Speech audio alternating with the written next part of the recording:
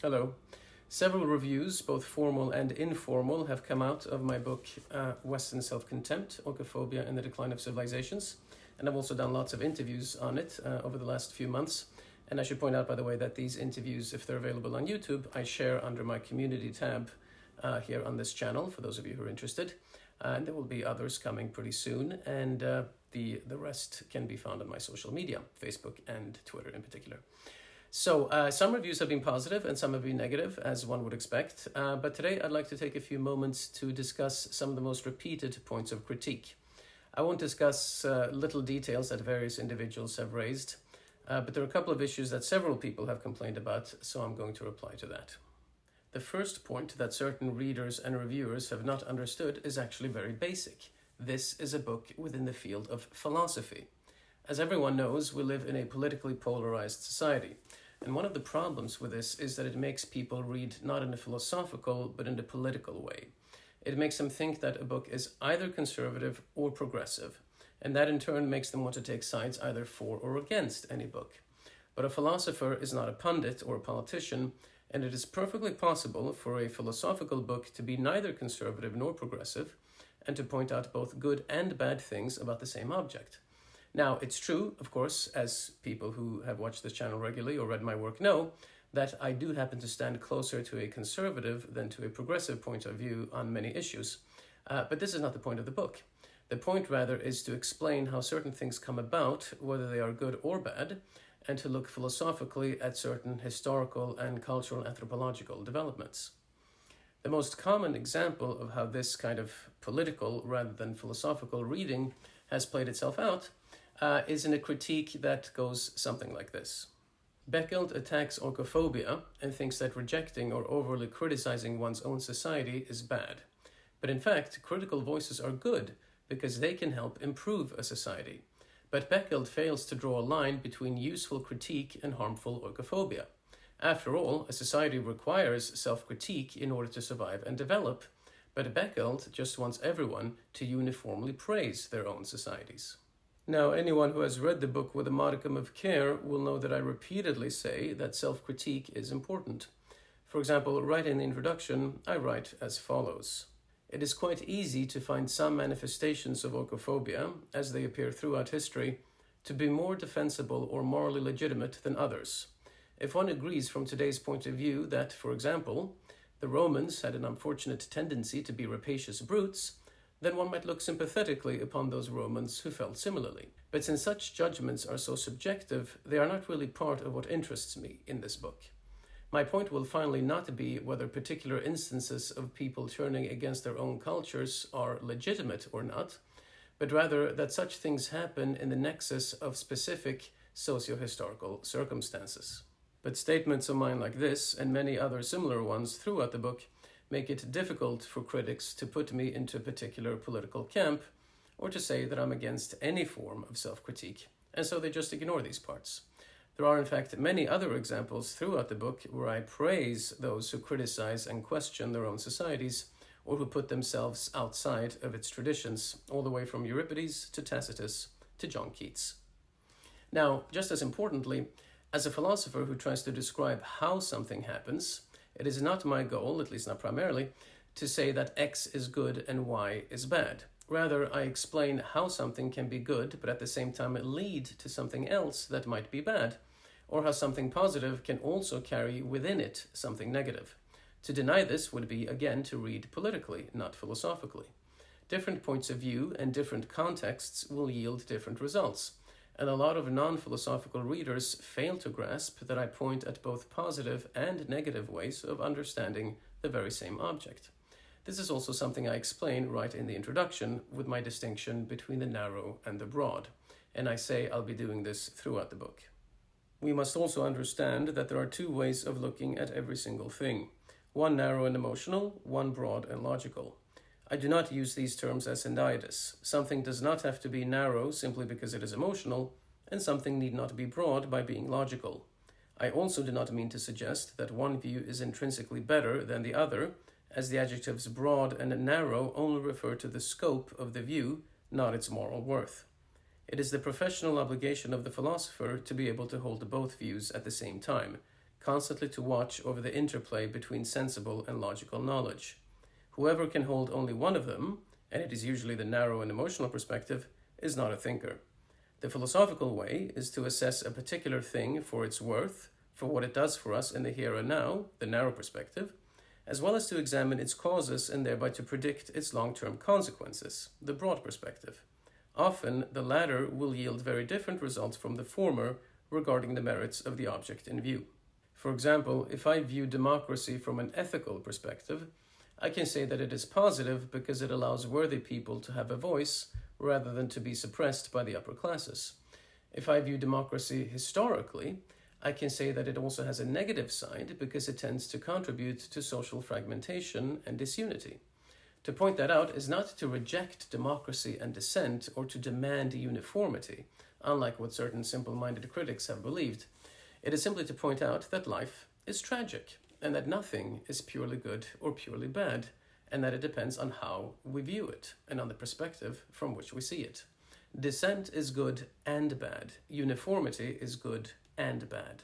So it is possible to appreciate something like self-critique, while at the same time recognizing that it plays a role on a society's trajectory toward oikophobia. The same thing can be said about civilizations as a whole. Even though I criticize certain manifestations of oikophobia and social decline, I repeatedly emphasize the cultural achievements of even the declining phases of civilizations. But those who want to argue that I'm an imperialist or a fascist of some kind, they are forced to ignore those parts of the book where I say these things. So anyone who says that I should draw a sharp line between good self-critique on the one hand and bad oikophobia on the other has not understood the book. If civilizations rise and fall cyclically, then even something ostensibly good, like measured self-critique, will end up contributing later on to wholesale self-rejection. And these things operate on a spectrum, and so an exact line between these two is an illusion. Critique can indeed improve a society, as I say many, many times, but at the same time it will also contribute to a subsequent oikophobic collapse. So a book like mine will be misunderstood by those who expect a clear political positioning from their reading and the clear division of things into good and bad. They have this expectation because political polarization has conditioned them to view everything in a binary way. But such a division is impossible when discussing something cyclical, because one thing will lead to the next, which will ultimately lead to the next, and to the next, and back to the first thing. And so diverse perspectives and dissent are both useful and harmful, depending on how one views them, and also depending on the historical context in which they appear. If a multitude of diverse perspectives appears when a primitive society is trying to develop away from parochial and too conservative beginnings, or if it appears when a mature society is already collapsing from a lack of unity and from social fragmentation and polarization, this is going to influence how we evaluate that multitude of diverse perspectives. In one situation, it can be very useful, and in another, it can also be very harmful. So historical context influences how one judges a particular phenomenon. But simple-minded and politically partisan critics fail to understand this. Such readers will always try to cram every phenomenon into the category of what they either love or hate. Another larger issue that has come up is that I talk about broad cycles of civilizational rise and decline. Some readers and reviewers seem to think that one can reject this sort of discussion simply by pointing out that it reveals a type of meta-historical pattern of a deterministic nature, as if such a thing were self-refuting. But the critics never explain why my arguments about civilizational decline are wrong, and they never question my evidence. They simply seem to think that because I talk in broad terms and because I reveal patterns in history, I must therefore necessarily be wrong. But in fact, I anticipated this protest in the book itself, but the critics on this point never deal with what I actually say, presumably because they have no answers to it. Parts of chapters 9 and 11 are especially important in this regard. For example, I write, stating that there are no discernible concepts or patterns to be gleaned from history is as much of a cognitive construct as the statement that there are. One does not need to be a full-fledged realist to recognize that concepts, constructs, and categories can still be useful tools as we set out to navigate the world, and that these tools aid us in our empirical investigations. And if the postmodernists were true to their own theory of discarding narratives and systems, They would approach every history individually and purely on its own merits, from the arch narratives of Hegel to the atomistic analyses of Foucault, and criticize a history neither for its larger narrative nor for its lack thereof. And if the view of a pattern in history is an imposition, then the insistence that there can be no pattern is also an imposition.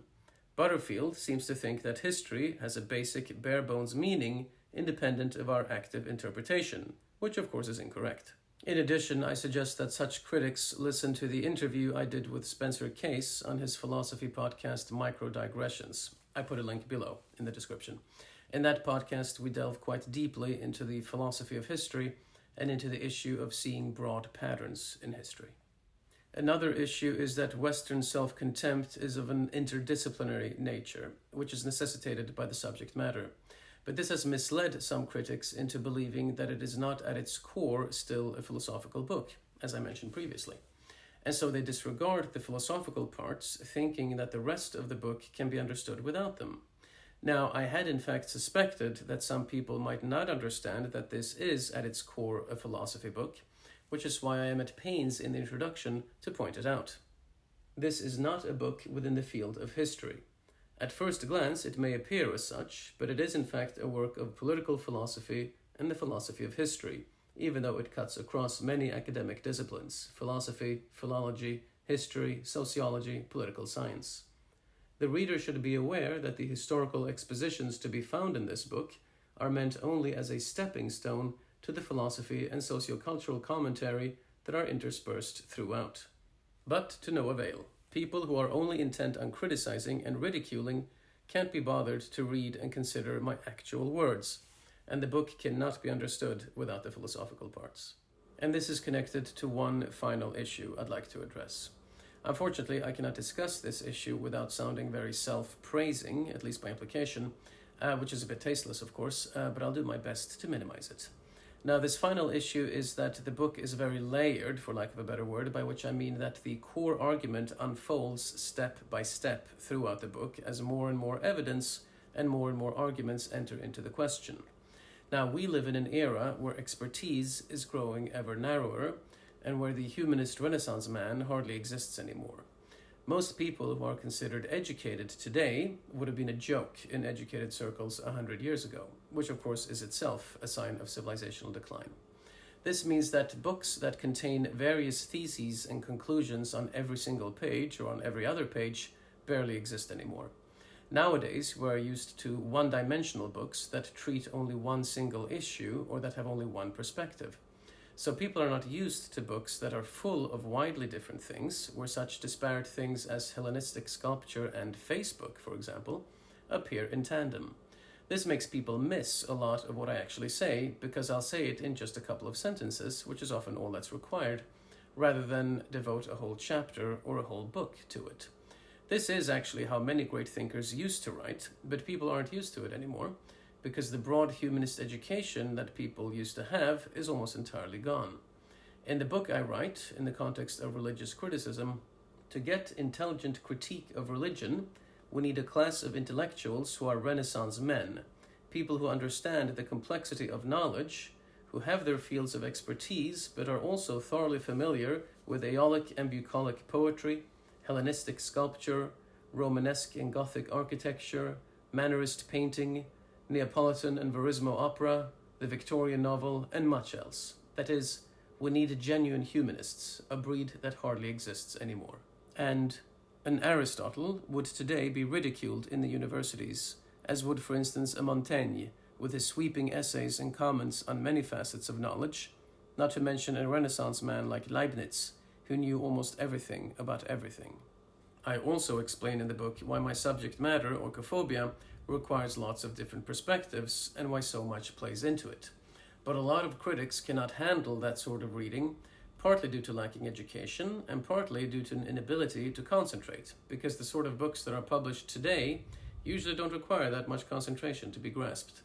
An example of something that two different reviewers completely missed, and who therefore engaged in groundless criticism on this point, is that cultural self-hate can also come from conservatives who dislike what they perceive their culture has become. The reviewers thought that I ignore this phenomenon. For example, one reviewer didn't like that I say that a Kansas farmer will generally be less oikophobic than a Massachusetts college student because, as the reviewer pointed out, many American farmers today feel forgotten and begin to despise what the US has become. But in fact, I discuss this phenomenon explicitly in the book, and I call it reactionary oikophobia. I offer Plato, Cato the Elder, Juvenal, Nietzsche, and others as historical examples of this tendency, and I explain why it's a different sort of self-contempt.